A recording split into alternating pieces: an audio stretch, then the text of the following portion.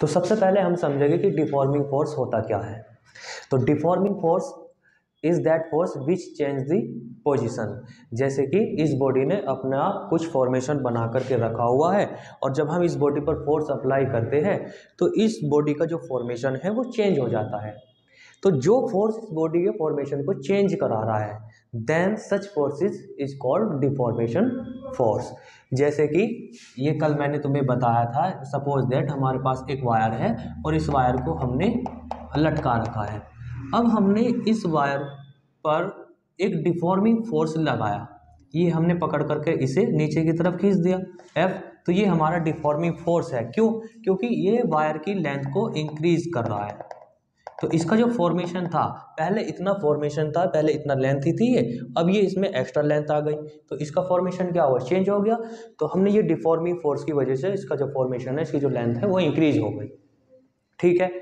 अब जैसे ही हम इस बॉडी पर डिफॉर्मिंग फोर्स अप्लाई करते हैं, इस तार की लेंथ इंक्रीज होती जाती है, बढ़ती जाती है, बढ़ती जाती है, but after some time it stop. इसकी लेंथ बढ़नी कम हो जाती है। वो क्यों हो जाती है?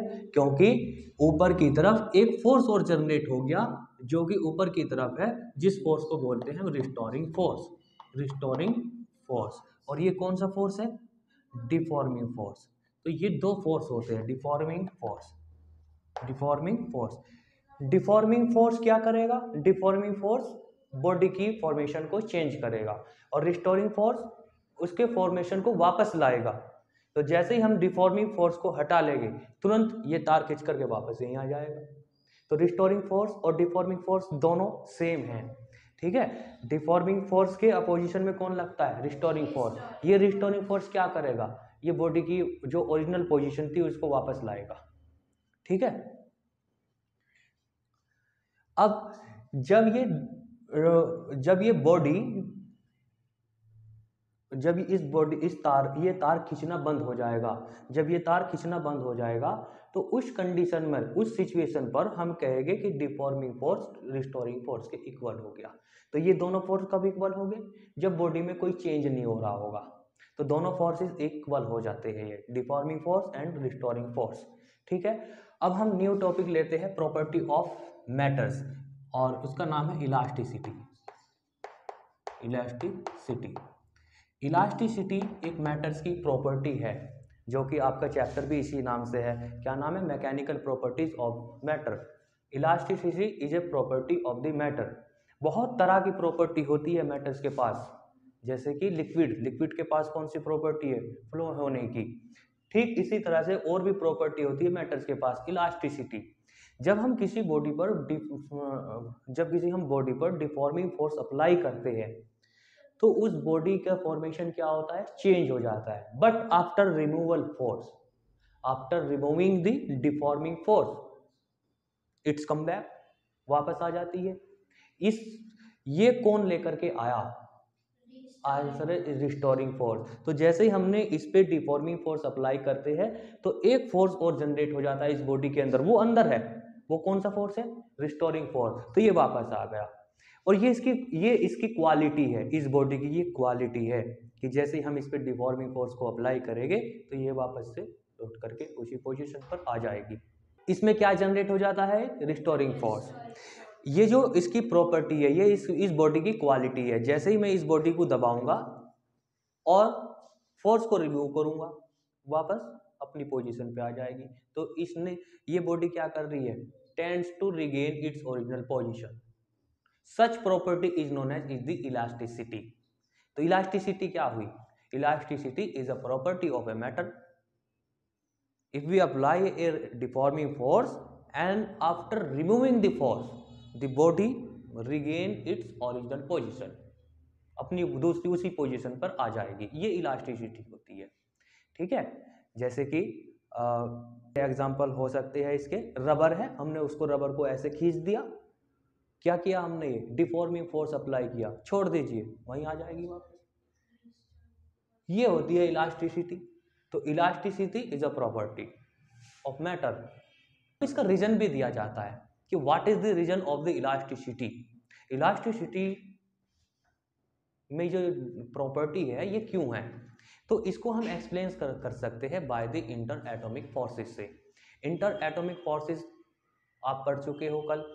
जब हम किसी बॉडी पर डिफॉर्मिंग फोर्स अप्लाई करते हैं तो जो उसके एटम्स होते हैं वो एटम्स अपनी मीन पोजीशन पर होते हैं। जैसे मैंने कल बताया था आपको, ये एक एटम्स है और दूसरा एटम्स यहाँ पर है, और ये एक एटम्स यहाँ पर है और एक एटम्स ये यहाँ पर है, और ये एटम्स इनके बीच का कुछ ना कुछ ये डिस्टेंस होता है जिसको हम क्या कहते हैं, मीन डिस्टेंस। इसका ये मीन डिस्टेंस होती है। अगर आप इस डिस्टेंस को बढ़ाओगे तो एकदम फोर्स जनरेट हो जाएगा, डिस्टेंस को डिक्रीज करोगे फिर अगेन एक फोर्स आ जाएगा जिसको हम क्या बोल रहे थे, रिस्टोरिंग फोर्स। तो रिस्टोरिंग फोर्स कब आएगा, जब हम इन एटम्स के बीच का जो डिस्टेंस है वो या तो डिक्रीज करे या इंक्रीज करे। उस फोर्सेस को क्या कहते हैं हम, इंटर एटॉमिक फोर्सेस। तो when we applied the deforming force, a new forces which is also known as intra atomic forces come into play। और वो फोर्सेस क्या करता है, वो फोर्सेस आपके डिफॉर्मिंग फोर्स का अपोज करता है। जैसे आप डिफॉर्मिंग फोर्स को रिमूव करोगे तुरंत एटम्स वहीं आ जाएंगे अपनी मीन पोजीशन पर। तो ये इसका रीजन होता है इलास्टिसिटी का। इलास्टिसिटी क्या हुई, elasticity is property of a matter. Now elastic body क्या होती है, इलास्टिक बॉडी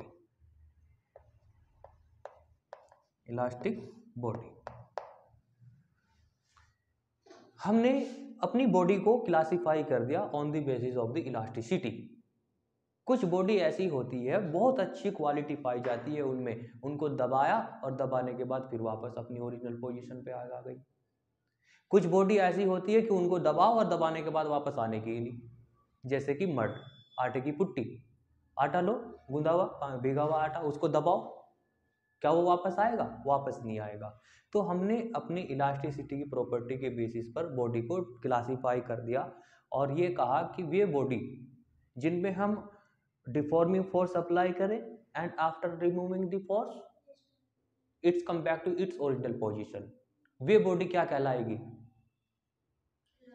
इलास्टिक बॉडी। जैसे कि ये इलास्टिक बॉडी है, फोर्स लगाया छोड़ दिया वापस वहीं आ गया, क्या है इसके अंदर, इलास्टिसिटी, इलास्टिक बॉडी है ये। ऐसे ही आपने बोतल को दबाया छोड़ दिया वापस आ गया, तो वो क्या है, इलास्टिक बॉडी है। ठीक है, ये इलास्टिसिटी हुई। जैसे अगर हम किसी बॉडी को दबाएं, जैसे कि यही है, अगर इस बॉडी को मैंने दबाया, इस पर एक फोर्स अप्लाई किया, ये डिफॉर्मिंग फोर्स को अप्लाई किया और फिर मैंने डिफॉर्मिंग फोर्स को छोड़ दिया, तो ये अपनी ओरिजिनल पोजीशन में तो आया, लेकिन अगर आप इस पर थोड़ा सा गौर करोगे ना तो अभी आया नहीं, अभी थोड़ा सी रह गई, थोड़ी सी दबी भी रह गई, ऐसा होता है। तो ये क्या है, ये इलास्टिक बॉडी तो है बट परफेक्ट इलास्टिक बॉडी नहीं है, क्योंकि कंप्लीट नहीं आई है। जैसे कि आपने किसी तार को ऐसे खींच दिया, ऐसे पकड़ करके, ये इसकी ओरिजिनल लेंथ थी और आपने इसे पकड़ करके यहाँ तक खींच दिया और फिर इस अपने डिफॉर्मिंग फोर्स को हटा लिया, और हटाते ही तुमने देखा कि वापस तो आया बट थोड़ी सी लेंथ में इंक्रीमेंट देखने को मिल गया तुम्हें, इतना बढ़ गया, इतना हो गया। तो ये क्या परफेक्टली इलास्टिक बॉडी है, आंसर है नहीं। प्लास्टिक बॉडी है बट परफेक्ट नहीं है।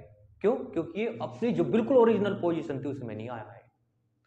तो हम फिर परफेक्टली इलास्टिक बॉडी किसको कहेंगे, that body which comes to its original state, बिल्कुल एग्जैक्ट वहीं आ जाए। बट हमारी डेली लाइफ में ये भी पॉसिबल नहीं है।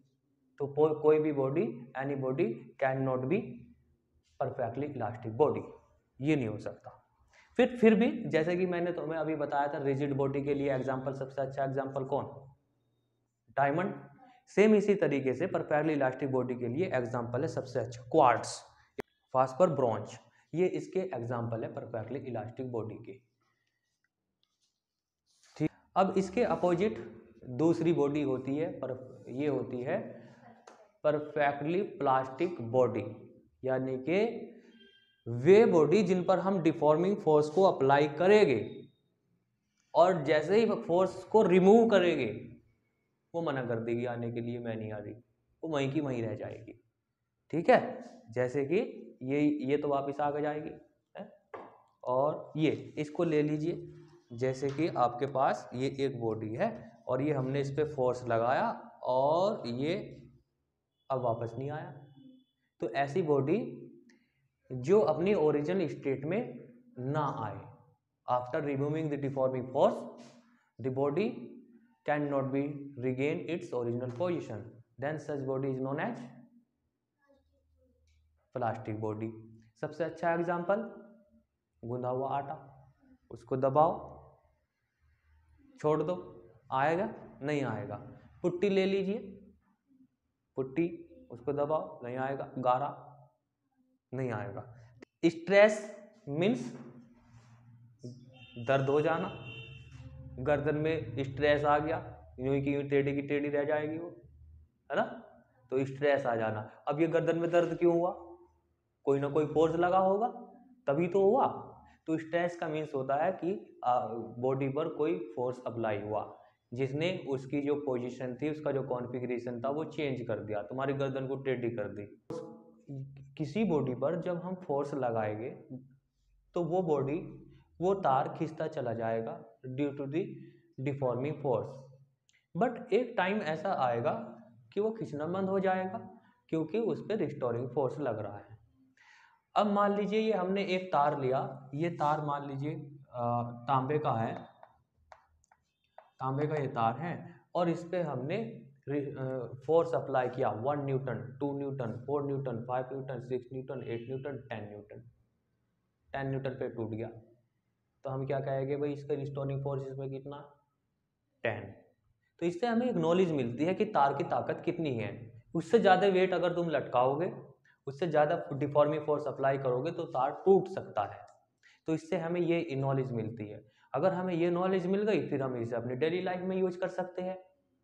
सामान वामान उठाने के लिए कि कितना मोटा रस्सा चाहिए हमें, कितना मोटा तार चाहिए क्रेन में बनाने के लिए, लिफ्ट में, ठीक है। तो रिस्टोरिंग फोर्स की कैलकुलेशन बहुत ज़रूरी हो जाती है। अब रिस्टोरिंग फोर्स की कैलकुलेशन कैसे की जाएगी? तो रिस्टोरिंग फोर्स की कैलकुलेशन हम कैसे करेंगे? हम उस पर फोर्स अप्लाई करके देख लेंगे। 1 न्यूटन, फिर 2 न्यूटन लगाएंगे, 3 न्यूटन, 4 न्यूटन, 5 न्यूटन, ठीक है। अब जैसे कि मैंने कहा, मैंने तुम्हें एक एग्जांपल देता हूं कि मेरे पास 2 वायर है। एक वायर तो है लोहे का और एक वायर है प्लास्टिक का। लोहे के वायर पर मैंने वेट लटकाया 10 किलो और तार टूट गया। और प्लास्टिक के जो वायर था, वो प्लास्टिक के वायर पर मैंने 20 किलो वेट लटकाया, प्लास्टिक का वायर नहीं टूटा। तो हमने क्या डिसाइड कर दिया कि प्लास्टिक मजबूत होता है, लोहा कमजोर होता है, जबकि एक्चुअल में ऐसा नहीं होता। मजबूत कौन है एक्चुअल में? एक्चुअल में आयरन मजबूत होता है, प्लास्टिक वीक होता है। तो हमारी जो कैलकुलेशन थी, हमने जो वो रिस्टोरिंग फोर्स की मेजरमेंट किया, आप ये मेजरमेंट ही तो कर रहे थे रिस्टोरिंग फोर्स का, आपने वो गलत किया।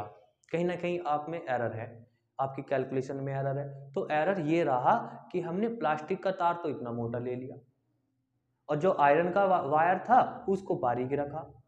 तो ये कैसा कंपैरिजन हुआ? ये तो सही नहीं है।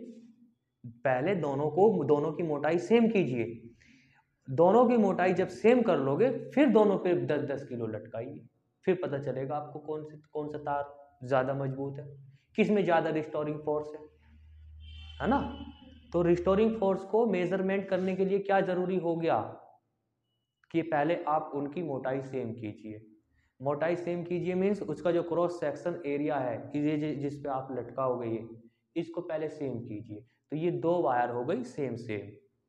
अब हम दोनों पे अपना वेट लटका देते हैं और फिर कंपैरिजन करते हैं, फिर पता चलता है कि वाकई एक्चुअल में आयरन ही मजबूत होता है, ठीक है। तो रिस्टोरिंग फोर्स की कैलकुलेशन किससे होने लगी?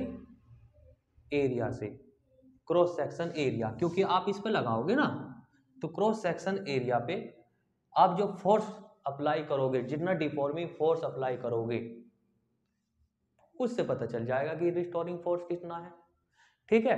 अब हमने इस रिस्टोरिंग फोर्स को कैलकुलेशन अलग अलग तरीके से कर लेंगे।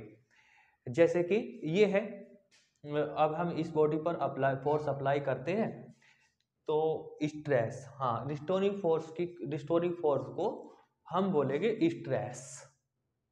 रिस्टोरिंग फोर्स को ही हम क्या बोलेंगे? स्ट्रेस। तो स्ट्रेस बेसिकली होता क्या है? स्ट्रेस जब हम यूनिट एरिया पे फोर्स अप्लाई करेंगे, यूनिट एरिया पे क्या अप्लाई करेंगे, फोर्स अप्लाई करेंगे, तो उसको कहेंगे हम स्ट्रेस। ये होता है हमारा स्ट्रेस। ठीक है, तो यहाँ पर हमने ये फोर्स को अप्लाई कर देना। कितने एरिया पे अप्लाई किया, ए एरिया पे अप्लाई किया, तो ये इन दोनों के रेशो से ही स्ट्रेस निकल जाएगा। तो स्ट्रेस की डेफिनेशन क्या हुई, the ratio of the restoring force और deforming force, the ratio of the deforming force and the cross section area. और दूसरी लैंग्वेज में कैसे बोलोगे, deforming force apply on a unit area is known as stress. इसको हम stress कहते हैं। इससे हमें पता चलता है कि तार कितना मजबूत है हमारा। यूनिट क्या है, रिस्टोरिंग फोर्स की यूनिट क्या है, यूनिट सिंपल है। इस वाले की यूनिट क्या है, न्यूटन। इसकी क्या है, मीटर स्क्वायर। डायमेंशन की बात करें तो डायमेंशन ऊपर वाले की क्या होती है, mlt-2 और नीचे वाले एल स्क्वायर। एक एल से एक एल कैंसिल और ये ऊपर चला जाएगा, कितना हो जाएगा ml-1t-2। ये होता है हमारा स्ट्रेस। तो अब हमने ना इस स्ट्रेस के हमने क्लासिफिकेशन कर दिए कि जैसा हमें स्ट्रेस दिखेगा उसका ऐसा ही नाम रख देंगे। तो सबसे पहले हमने स्ट्रेस का नाम रखा, जब सबसे पहला स्ट्रेस है उसका नाम रखा हमने लॉन्गिट्यूडनल।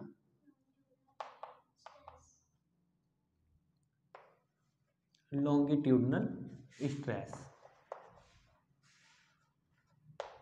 अब ये लॉन्गिट्यूडनल स्ट्रेस क्या होता है, अगर हम अपनी बॉडी इस तरह की ले कि उसमें लॉन्ग पना हो, लेंथ हो उसमें, और उसके क्रॉस सेक्शन एरिया पे हम फोर्स को अप्लाई करें, तो वो जो स्ट्रेस होगा उस फोर्स को हम क्या कहेंगे, लॉन्गिट्यूडनल स्ट्रेस। तो लॉन्गिट्यूडनल या फिर इसका दूसरा नाम है नॉर्मल स्ट्रेस। तो नॉर्मल या लॉन्गिट्यूडनल किस पे लगेगा, तो सिंपल एक वायर पे लगेगा। ये एक वायर है और ये वायर पर जब हम डिफॉर्मिंग फोर्स अप्लाई करेंगे तो डिफॉर्मिंग फोर्स अप्लाई करने से होगा क्या, इसकी लेंथ में इंक्रीमेंट आ जाएगा, इसकी लेंथ क्या होगी, इंक्रीज हो जाएगी। तो ये जो स्ट्रेस इसमें डेवलप हुआ, इस स्ट्रेस को क्या कहेंगे हम, लॉन्गिट्यूडनल स्ट्रेस और नॉर्मल फोर्स और नॉर्मल स्ट्रेस। नॉर्मल क्यों कह रहे हैं, क्योंकि ये एरिया देख रहे हो आप और इनके बीच में एंगल देख रहे हो 90 डिग्री है, तो इसलिए हम इसको नॉर्मल स्ट्रेस भी बोल सकते हैं। ठीक है, इसी तरीके से अब आगे हमने इसको नॉर्मल स्ट्रेस को भी क्लासिफाई कर दिया, क्योंकि ये लॉन्गिट्यूडनल स्ट्रेस अगर आप इस बॉडी पर इस तरह से अप्लाई करोगे तो ये क्या करेगा, लेंथ में इंक्रीमेंट करेगा, तो इसको बोलेंगे हम टेंसाइल स्ट्रेस। अगर आप इस डिफॉर्मिंग फोर्स को ऐसे अप्लाई करोगे तो ये लेंथ में क्या करेगा, लेंथ को डिक्रीज कर देगा। तो ये लॉन्गिट्यूडनल स्ट्रेस लेंथ को इंक्रीज भी कर सकता है और लेंथ को डिक्रीज भी कर सकता है, depending upon way of the applying deforming force.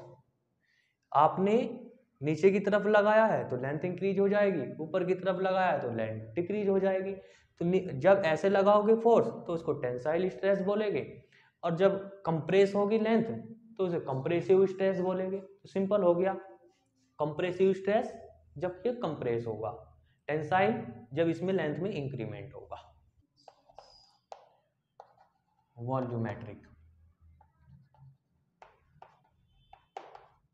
Volumetric stress बिल्कुल सेम ऐसे ही है कि जब फोर्स लगेगा, कौन सा फोर्स लगेगा, डिफॉर्मिंग फोर्स लगेगा, तो उस बॉडी का जो वॉल्यूम होगा वो वॉल्यूम चेंज हो जाएगा। जैसे कि ये एक बॉडी है, बैलून मान लीजिए आप इसे, तो बैलून में आप हवा भरिए, तो जब हवा भरोगे तो वह बैलून ऐसे मोटा होता चला जाएगा। तो उसके किस में चेंज हो रहा है, लेंथ में, एरिया में या वॉल्यूम में, तो आंसर है उसका वॉल्यूम चेंज हो रहा है, उसका वॉल्यूम बढ़ता जा रहा है। या फिर उसको दबाइए, तो दबाओगे तो ये आगे आ जाएगा क्या, और इसमें हवा भरोगे तो ये बैलून यहाँ आ जाएगा। तो आपने क्या करा, आपने इसकी सरफेस पर फोर्स अप्लाई करा अंदर, नॉर्मल, ये सरफेस के नॉर्मल है फोर्स, ये सरफेस के नॉर्मल फोर्स है, और ये बैलून ऐसे फूलता फूलता ये यहाँ आ गया।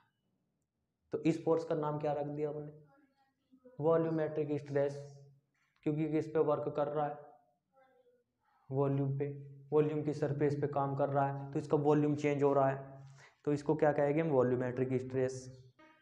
एक स्ट्रेस और है, उसको और समझ लीजिए, शेयरिंग स्ट्रेस। शेयरिंग स्ट्रेस, ये एक क्यूब है, शेयरिंग स्ट्रेस को समझिए, ये एक क्यूबॉइड हो गया। अब हमने इस सरफेस पर फोर्स अप्लाई करने के तरीके अलग अलग हो सकते हैं। ऐसे अप्लाई करूंगा, ऐसे भी अप्लाई हो सकता है।